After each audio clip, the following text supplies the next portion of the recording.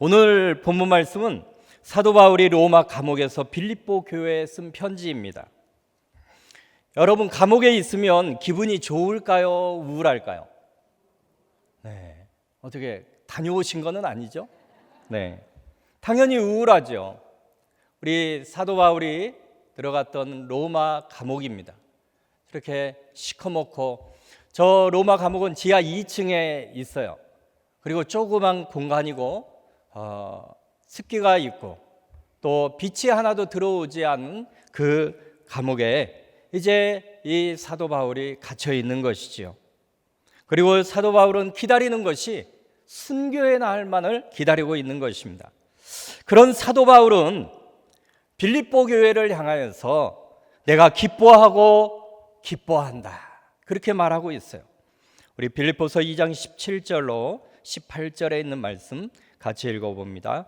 나는 기뻐하고 너희 무리와 함께 기뻐하리니 이와 같이 너희도 기뻐하고 나와 함께 기뻐하라.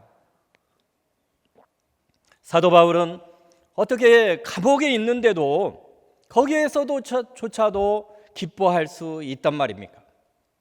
사도 바울은 그의 마음속에 위대한 비전이 있기 때문에 기뻐할 수밖에 없었던 것이에요. 오늘 하나님께서 오늘 본문 말씀을 통하여 우리에게 분명히 말씀해 주시는 한 가지 사실이 있습니다. 그것은 내가 너희에게 소원을 두었다라고 하는 말씀입니다. 다른 말로 말하면 하나님께서 우리에게 꿈과 비전을 주셨다는 것이죠. 우리 13절 말씀 같이 한번 읽어보십니다. 너희 안에서 행하시는 이는 하나님이시니 자기의 기쁘신 뜻을 위하여 너희에게 소원을 두고 행하게 하시나니. 아멘. 우리에게 소원을 주시되 하나님의 기쁘신 뜻을 위하여 소원을 주셨다 그랬어요. 이 소원이라고 하는 델로, 이것은 바라다, 의지를 발휘하다, 좋아하다, 기뻐하다 라고 하는 뜻이 있습니다. 그러므로 하나님의 그 기쁘신 뜻을 위하여 사모하고 갈급해하고 좋아하고 기뻐하는 마음과 그 의지를 우리에게 하나님께서 주셨다라고 하는 것이에요. 하나님 안에서 좋아하고 하고 싶은 꿈이 있다면 그것은 환경과 상관없이 하나님께서 우리에게 주시는 개인적인 소원이요 우리에게 주신 비전이 되는 줄로 믿습니다. 교회론적으로 말하면 교회는 하나님께서 어떻게 비전을 주시는가? 교회 목회를 하시는 우리 담임 목사님에게 하나님께서 감동을 주시고 우리 목사님께서 목회 가운데 무엇인가 하고 싶은 그 열망이 솟구쳐 오르는 것이 있어요. 그 중에 하나가 한국교회를 바라다 볼 때 한국교회의 연합입니다. 한국교회가 하나 되는 것이에요. 하나님께서 우리 목사님에게 그 소원을 주셔서 우리 목사님이 그것을 하고 싶고 또 좋아하고 그 한국교회의 연합이 되어질 그 미래의 모습을 보면서 우리 한국교회가 든든히 세워지는 그 모습을 보면서 기뻐하는 그 열망을 하나님께서 우리 목사님에게 주신다 하는 것입니다. 그렇기 때문에 우리는 우리 담임 목사님께서 어떠한 방향으로 목회를 이끌어 가시든지 무엇을 추구하시든지 우리 성도들은 우리 하나님께서 목사님에게 주신 비전을 함께 기뻐하고 순종하고 그 비전들을 우리가 이루어야 될 줄로 믿습니다. 하나님께서 소원을 주시는 것에서만 끝나는 것이 아니라 우리 안에서 그 소원을 이루도록 행해 주신다라고 하셨어요. 이 행하시다라고 하는 에네르게오라고 하는 이 단어는 에너지라고 하는 어원인데 동사입니다. 이 행하시다라고 하는 이 뜻은 능력 있게 일하다, 역동적으로 일하다, 강력하게 효과적으로 일하다라고 하는 뜻이 있어요. 하나님께서 우리에게 심겨주신 그 소원이 막연하게 우리가 추상적으로 바라보고만 있는 것이 아니라 역동적으로 우리 속에서 끓어오르고 솟구쳐 오르도록 그렇게 하나님께서 은혜를 베풀어 주신다 하는 것이에요. 뿐만 아니라 우리에게 그 소원을 이루어갈 수 있도록 능력도 베풀어 주신다 하는 것입니다. 더 나아가서 강력하게 효과적으로 일할 수 있도록 성령께서 역사하시고 그것을 통하여서 체인 리액션을 이뤄가도록 우리 하나님께서 이루어 가신다 하는 것입니다. 다시 말하면 하나님께서 우리에게 소원을 주시되 그 소원을 탁 맡겨놓고 그냥 너가 열심히 해서 감당해 보아라, 그게 아니라 우리 하나님께서 능력을 주시고 역동적인 힘을 주시고 그 모든 것들을 강력하게 효과적으로 일할 수 있는 지혜와 그 모든 것들을 이루어 주신다 하는 것입니다. 그렇다면 하나님께서 우리에게 심겨주신 그 소원, 우리 안에 능력 있게 역동적으로 일으키시는 하나님의 그 기쁘신 뜻은 과연 무엇일까요? 우리 11절 말씀 같이 한번 읽어보십니다. 모든 입으로 예수 그리스도를 주라 시인하여 하나님 아버지께 영광을 돌리게 하셨느니라. 아멘. 모든 사람들마다 그 입으로 예수 그리스도를 나의 주인으로, 나의 주님으로 시인하게 하는 것이 하나님이 우리에게 심겨주신 소원이요 하나님의 기쁘신 뜻이요 우리의 비전이다 하는 것입니다. 오늘 이 말씀이 우리의 위대한 비전이 될 수 있기를 주님의 이름으로 축원합니다. 하나님은 이 세상에 있는 모든 사람들이 차별받지 않고 예수 그리스도를 믿고 나의 주님으로 고백하고 예수 그리스도를 믿고 구원받기를 원하시는 것이에요. 이 땅의 모든 사람이 입으로 예수 그리스도를 주인으로 고백하는 것, 또 주님을 믿는 것, 그것이 하나님의 위대한 뜻이며 하나님의 기뻐하시는 뜻이다라고 하는 것입니다.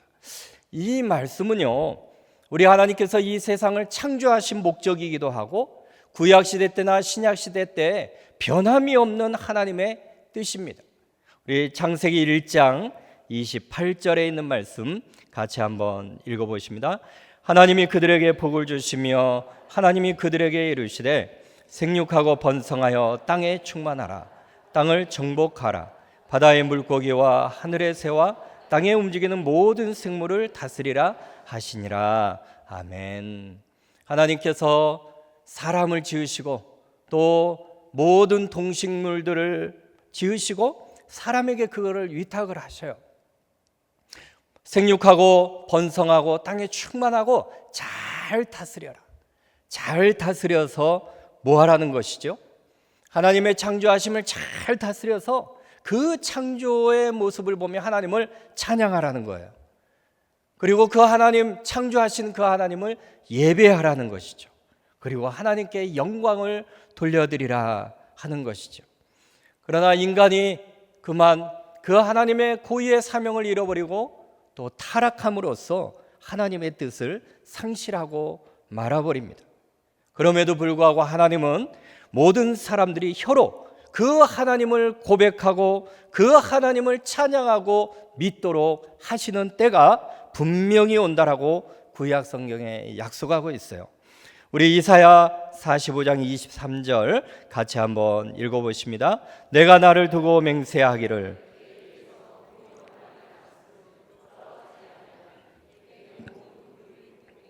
모든 혀가 맹세하리라 하였노라. 아멘. 내게 모든 무릎이 꿇겠고 모든 혀가 맹세하리라. 우리 로마서 14장 11절 말씀도 같이 한번 읽어보십니다.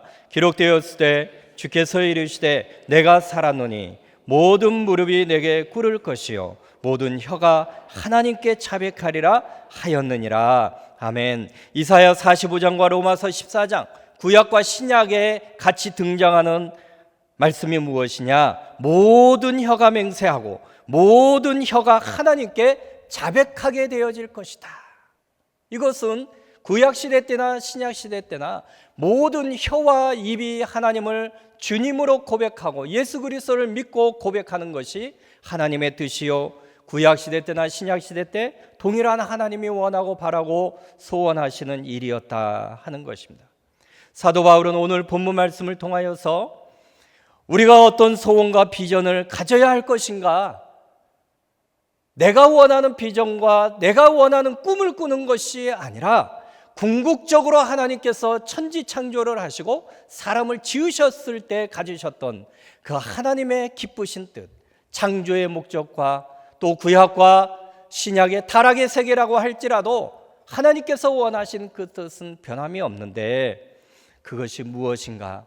모든 입으로 예수 그리스도를 나의 주님으로 신하여 하나님 앞에 영광 돌리는 것이 하나님의 기쁘신 뜻이요 우리 모든 믿음의 성도들의 비전이 되어야 된다라고 가르쳐주고 있는 것이에요. 우리 11절 말씀 다시 한번 같이 읽어보십니다.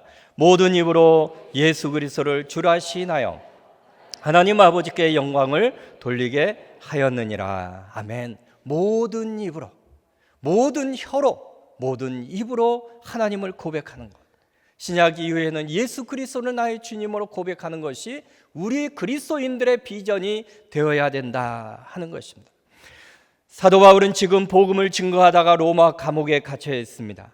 그런데도 빌립보 교인들을 향하여서 빌립보 교회여 너희들은 복음 증거하는 일을 쉬지 말고 오히려 모든 입들이 예수 그리스도를 주로 고백하고 믿도록 전도하여라라고 강조하고 있는 것이죠.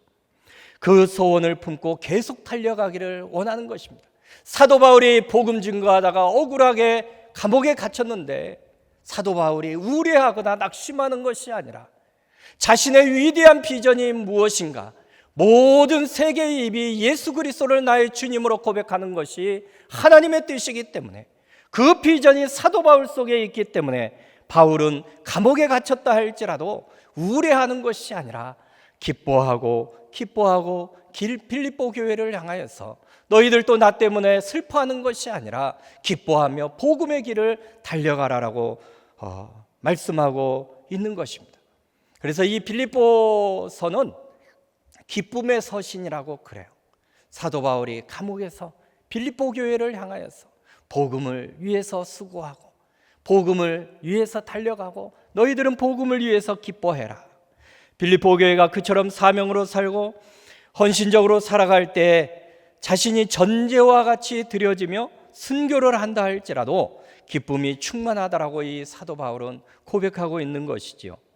이처럼 하나님의 위대한 비전을 품고 있는 사람은 감옥에 갇혔다 할지라도 영적인 사명이 살아있기 때문에 5월의 인생을 살아가기 때문에 기뻐할 수밖에 없는 줄로 믿습니다. 사랑하는 성도 여러분, 우리 성도님들은 어떤 비전들을 가지고 있습니까? 사업을 하든지 직장을 다니든지 어떤 직종에 종사하든지 예수 그리스도의 복음을 전하는 일과 분명히 연결이 되어야 될 줄로 믿습니다. 저는 과거에 장사를 한번 해본 적이 있어요. 메밀묵 찹쌀떡 신학교 다닐 때 메밀묵 찹쌀떡 장사를 했어요. 유일한 장사입니다. 그런데 제가 10일 열흘을 장사를 했는데 70만 원 순수이익을 냈어요. 지금도 그렇게 팔기가 쉽지는 않은데 그때 당시에 등록금이 70만 원이었습니다. 그때 제가 알았어요. 야, 내가 신학생인데 장사하면서 전도를 해야지. 그래서 교회 전도지를 갖다가 꼭 팔 때 이렇게 끼워서 장사를 했어요. 밤에 새벽 아마 한 1시, 2시까지. 근데 이제 어느 지역에 딱 가서 소리를 하니까 학생이 이리 오세요 그러는 거예요. 그래서 어떤 남자분이 나오셔서 이렇게 이제 사시는데 딱 보더니 제가 이제 다니던 교회가 평강교회였는데 그 평강교회 전도지가 있으니까 평강교회 다녀요? 저한테 그러는 거예요. 그래서 네 그렇습니다. 저는 신학생입니다. 내가 평강교회 다니는데 우리 교회 집사님이셨는데 제가 알지 못했던 것이죠. 여러분 이처럼 우리가 무엇을 하든지 예수 그리스도의 복음을 증거하는 일과 같이 연결시켜야 될 줄로 믿습니다. 저는 목사가 될 수 있는 가정의 배경이나 가능성이 하나도 없는 사람입니다. 저희 어머니는 불교를 믿다가 불교 사입이 남묘호랭교교를 믿었어요. 저희 형제는 5남매인데 교회 다니는 사람은 한 명도 없었습니다. 그런 가정에서 저는 하나님을 가장 사랑하고 하나님을 위해서 살겠다라고 서원하고 목사가 되었지요. 저는 중학교 2학년 9월부터 새벽 예배부터 시작했습니다. 몇 학년이요? 중학교 2학년짜리가. 제가 살고 있는 동네에 축구 모임이 있는데 친구가 새벽 4시에 동네 축구 모임이 있다는 거예요. 그리고 저희 동네 앞에 고등학교가 하나 있었는데 그 고등학교에 새벽 4시에 축구를 한다는 것입니다. 그래서 일요일 새벽에 4시에 학교 운동장에 나갔던 것이죠. 그때는 교회를 안 다녔으니까 일요일이라고 하는 거죠. 그날따라 안개가 너무 자욱하게 많이 끼어서 앞을 볼 수가 없었어요. 그러니 축구도 할 수가 없었지요. 그리고 둘러보니까 사람들이 한 명도 없는 것입니다. 친구한테 물어봤어요. 야, 사람들은 어디 갔냐? 물어보니까 안개가 너무 많이 끼어가지고 다 교회 갔다는 거예요. 교회 예배 마치고 와가지고 이제 다시 모여서 축구를 하기로 했다라고. 듣고 보니까 좀 기분이 살짝 나쁘더라고요. 왜냐하면 나 나오라고 해놓고 그 친구도 교회 가자고도 안 하죠. 다른 사람들도 다 교회 가자고도 하지 않고 다 교회 본인들이 흩어져 가지고 가버린 거예요. 그래서 집에 들어갈까 어디로 갈까 새벽 4시에 방황하다가 그럼 나도 교회 가서 예배 드리고 그냥 교회나 좀 구경하고 이따가 축구를 해야 되겠다 그렇게 생각을 했습니다. 그리고 교회를 갔어요. 그때 당시에 교회는 신발을 벗고 들어가는 교회였는데 마룻바닥으로 이렇게 되어 있습니다. 마룻바닥에 지금처럼 장의자가 이렇게 있는 거죠.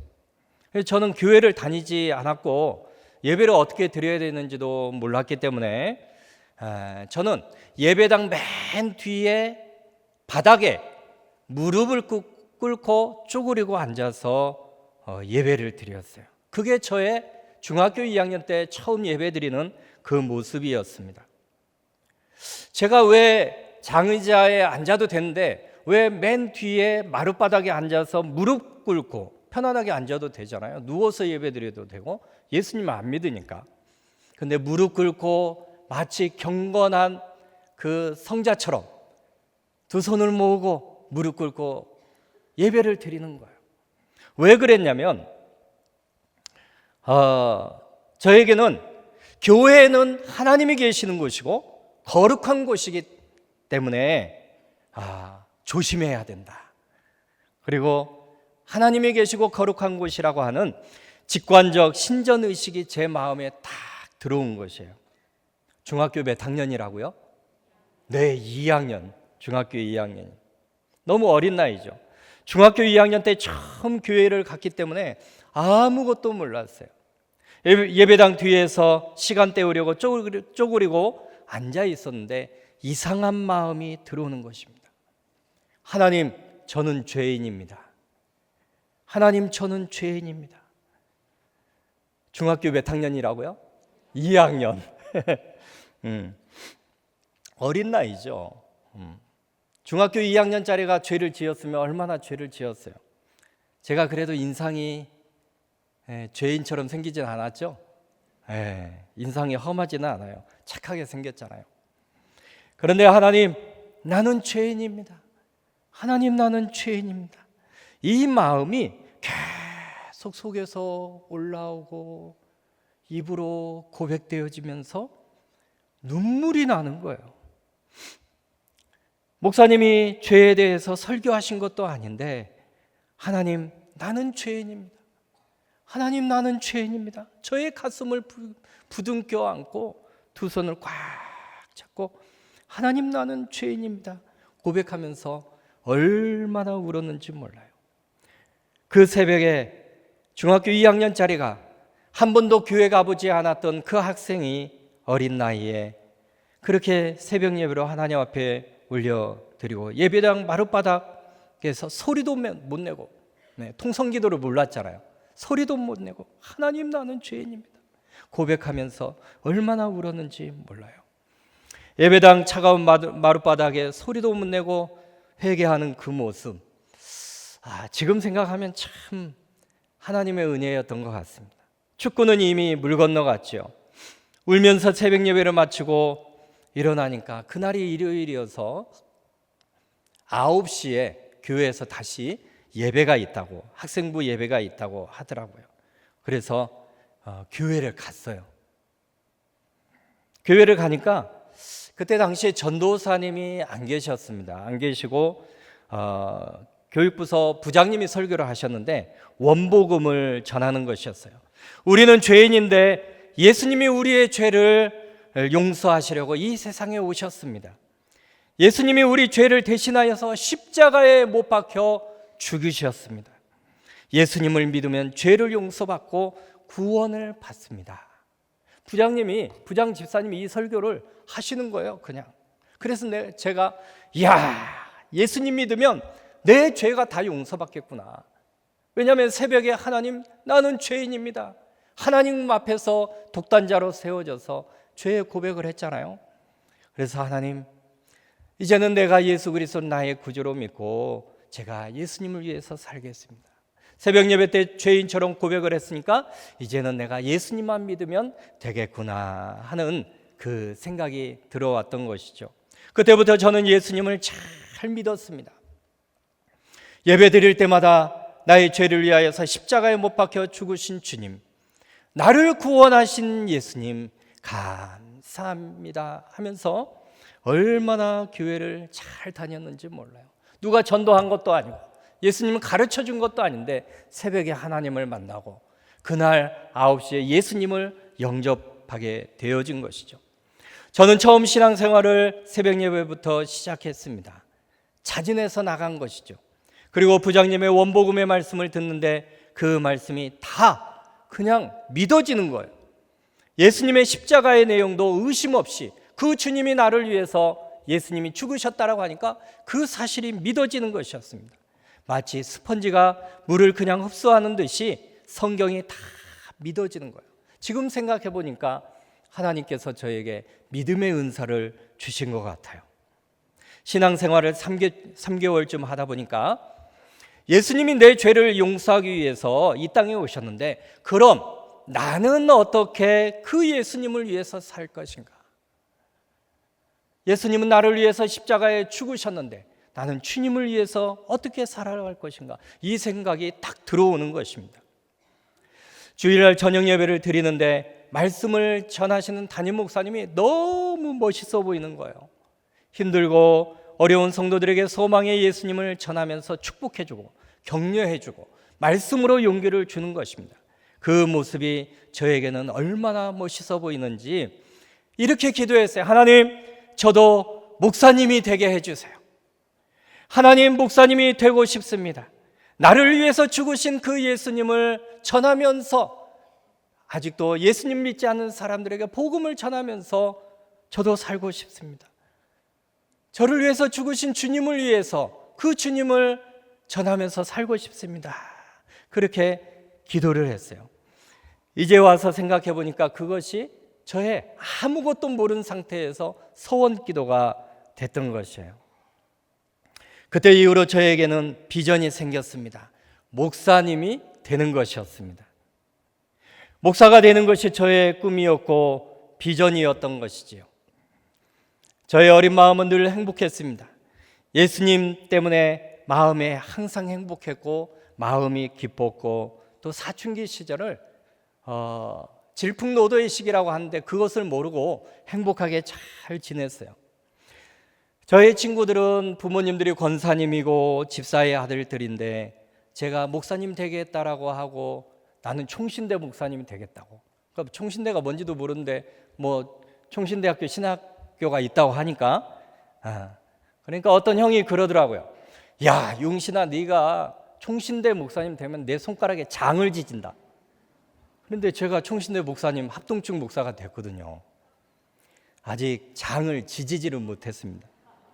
한 번은 우리 어머니가 남묘 호랭교교를 믿는데 한 집에 두 종교가 있으면 안 된다고 저를 얼마나 핍박을 했는지 몰라요. 교회도 못 나가게 하고요. 하루는 제가 교회 봉사부장이 되어서 겨울에 교회 청소를 하고 집에 갔는데 어머니가 하라는 공부는 안 하고 가지 말라는 교회는 간다고 저희 어머니가 저를 얼마나 두들겨 팼는지 몰라요. 저희 동네는 10가구 정도가 이렇게 모여서 살았는데 똑같은 집, 그 단독 연립주택이었습니다. 그래서 저 위에서 문을 쫙 열면 저 밑에 집까지 관통하는 그런 집들. 그러니까 집들이 이렇게 많이 몰려 있었어요. 근데 저희 어머니가 제가 교회 다닌다고 그 100가구 정도 모여 있는 그 연립주택 그 지역에서 저희 어머니가 심하게 두들겨 팼어요. 저희 집이 맨 연립주택 위에 쪽에 있었는데 저희 어머니가 저의 머리끄댕이를 잡고 두들겨 패면서 그 집 제일 위에서부터 동네를 데리고 다니면서 우세를 하면서 저를 데리고 교회까지 간 거예요. 너 목사님한테 가자. 도대체 어떻게 된 게 교회만 다니고 공부는 안 하고, 공부도 했거든요. 근데 교회 간다고.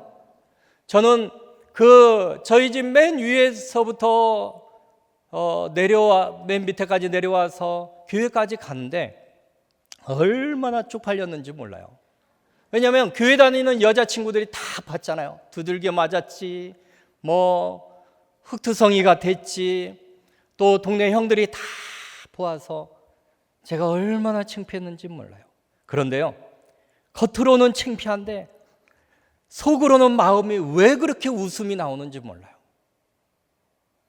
엄마한테 맞아도 웃음이 나오고, 엄마한테 머리채 잡혀가지고 목사님한테 끌려가는데도 마음이 기쁘고, 예수님만 생각하면 마음이 너무너무 즐겁고 기쁜 거예요.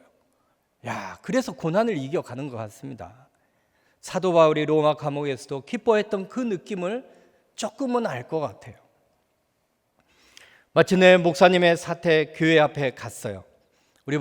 우리 어머니께서 목사님께 놓고 하니까 목사님께서 이제 딱 보면 알잖아요. 용신이네. 왜 왔지? 그래서 목사님께서 저희 어머니를 맞이해서 들어오세요. 그래서 목사님 서재에 딱 갔는데 저희 어머니가 목사님한테 가고자 할 때는 너무 화가 나가지고 가셨는데 막상 목사님 앞에 가니까 할 말이 없는 거죠. 그래서 우리 어머니는 용신이가 이렇게 교회만 늘 좋아하고 교회에서 산다고, 교회에서 도대체 어떻게 가르쳤는데 이렇게 사냐고. 목사님이 시켜서 제가 사는 것은 아니었거든요. 하나님이 저에게 은혜를 주셨기 때문에. 이 한마디 하고 저희 어머니는 더 이상 말을 못했어요. 별로 할 말이 없죠. 그때 우리 담임 목사님께서 한 말씀을 하셨습니다. 용신이는 훌륭한 사람이 될 거예요. 신앙생활도 잘하고 있습니다. 목사님께서 아들을 칭찬해 주시니까 우리 어머니 기분이 조금은 좋아지셨던 것 같아요. 그리고 할 말이 없으시니까 이제 우리 목사님께서 간절하게 축복 기도해 주시고 이제 어머니하고 제가 집으로 왔던 것이죠. 저희 어머니는 그 이후로 더 이상 두들겨 패지는 않았습니다. 하나님께서 어렸을 때부터 저에게 은혜를 주시고 하나님의 기쁘신 뜻을 위하여 제 안에 소원을 주셨어요. 목사가 되도록 저를 이끌어 주셨고 저를 붙들어 주시고 지금까지 인도해 주셔서 우리 담임 목사님의 사랑을 잊고 18년 동안 지금 이렇게 사역을 하고 있는 것입니다. 나의 주님, 나의 하나님을 위해서 살아가기로 소원한 저는 이제 결혼하기 전부터 다시 한 가지의 소원을 했습니다. 나를 위해서 죽으신 주님, 나의 주인 되신 그 주님, 하나님, 제가 결혼하면 저희들 이제 자녀를 낳으면 저의 아들은 모든 세대들마다 저희 아들이 목사가 되고 하나님은 저의 손주가 목사가 되고 저희 후손들은 모든 세대마다 목사가 배출되게 하여 주옵소서. 그런 기도, 두 번째 소원 기도를 하나님 앞에 올려드렸어요. 왜냐하면 예수 그리스도를 위해서 사는 것이 내 인생에 가장 가치 있는 일이고 가장 위대한 일이기 때문이라는 것을 알았기 때문입니다. 나의 전부이신 주님, 인생의 최고의 가치는 하나님을 위해서 사는 것이고 믿음으로 살아가며 우리의 후손들은 목회자의 가문이 되기를 저는 불신자의 가정에서 목사가 되고 소원을 했던 것이죠. 저희 아내도 결혼하기 전부터 같은 비전들을 품고 있었다고 하더라고요. 중학교 2학년 때 차가운 마룻바닥에서 회개시키시고 저를 부르시고 저를 만나주신 그 하나님께서 저의 큰아들을 주의 종으로 부르시고 지난주에 성남노회에서 목사 안수를 받게 하셨습니다.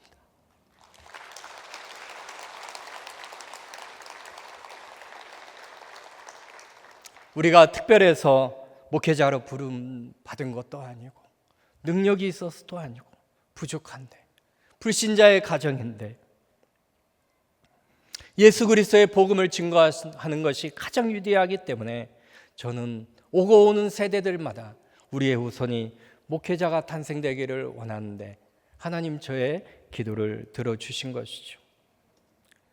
지난주에 또 이번 주에 우리 동료 목사님들과 우리 교육자분들이 우리 교구 성도님들이 많이 축하해 주셨어요. 저는 아들에게 목사가 되라고 강요한 적이 한 번도 없습니다. 저를 부르신 하나님께서 저희 아들도 콜링해 주셨고 소명을 주셨고 그 아들의 마음에도 소원을 주시고 하나님의 기쁘신 뜻을 위해서 모든 사람이 입으로 예수 그리스도를 시인하도록 그렇게 복음을 증거하라고 불러주셨던 것입니다. 우리 담임 목사님의 배려로 우리 교회에서 아빠와 아들이 3년 동안 사역도 같이 했고요. 지금은 분당 쪽에서 사역을 하고 있습니다. 둘째 아들은 어떻게 됐냐고 물어보고 싶으신 분이 계실 것 같아요. 예, 군대 갔습니다. 자기는 절대 목사가 안 된다고 손사래를 치면서 군대를 갔어요. 자기는 형처럼 할 수 없다고. 대신 자기는 40살이 되면 형을 위해서 교회를 하나 지어주겠다고 약속을 하고 군대 갔습니다. 이것도 위대한 비전이죠. 사랑하는 성도 여러분, 지난주에 우리 담임 목사님께서 10월에 5월을 산다, 우리의 심장을 뛰게 하는 이런 말씀의 제목을 우리에게 전해주셨습니다. 노벨 문학상을 받은 이 한강이라고 할지라도 이런 제목은 짓지를 못할 거예요. 이미 우리는 우리 목사님을 통하여서 꿈을 꿔야 하고 비전을 가져야 한다고 하는 말씀을 우리가 지난주에 들었습니다. 하나님께서는 저와 여러분들에게 이미 소원을 주신 줄로 믿습니다. 위대한 비전을 주신 줄로 믿습니다. 교회를 통해서도 우리에게 직분을 주셨잖아요. 그 직분을 통해서 우리가 교회를 세워가야 된다고 하는 사명을, 비전을 주셨지요. 우리 각자에게 재능을 주셨고 은사를 주셨습니다. 재물 얻을 능력도 주셨습니다. 하나님께서 주신 모든 그 능력을 예수 그리스도의 복음을 증거한 데 사용할 수 있기를 주님의 이름으로 축원합니다. 이처럼 하나님 아버지께 영광을 돌리도록 방향을 설정하고 기도하면 하나님께서 행하시고 우리를 이끌어 주실 줄로 믿습니다. 이와 같이 위대한 비전을 품고 성취해 가면서 행복하고 기쁨이 넘치는 신앙생활 하시는 우리 모든 믿음의 성도님들이 되시기를 주님의 이름으로 축원합니다. 우리 한번 다 같이 기도하겠습니다. 사랑하신 하나님 아버지, 정말 우리 인생의 최고의 가치는 예수 그리스도이신 줄로 믿습니다. 하나님, 예수 그리스도를 믿고 우리에게 주신 위대한 복음의 비전을 이룰 수 있도록 도와주옵소서. 하나님, 우리도 10월에 5월을 살아가는 불타오르는 사명자들이 되게 하여 주옵시고, 하나님, 우리들도 나를 위해서 이 땅에 오시고 십자가에 못 박혀 죽으신 주님, 그 주님을 증거하며 복음을 위해서 살아갈 수 있는 우리의 자신들이 되게 하시고, 나의 시간을 드리고 나의 물질을 드리고 나의 열정을 드리고 나의 건강을 드려 하나님 앞에 복음의 사명을 이루게 하여 주시옵소서. 우리 다 같이 가슴에 손을 올리고 하나님, 주님을 위해서 살겠습니다. 교회를 세워가며 살겠습니다. 우리 다 같이 주여 부르며 함께 기도합니다. 주여 주여 주여.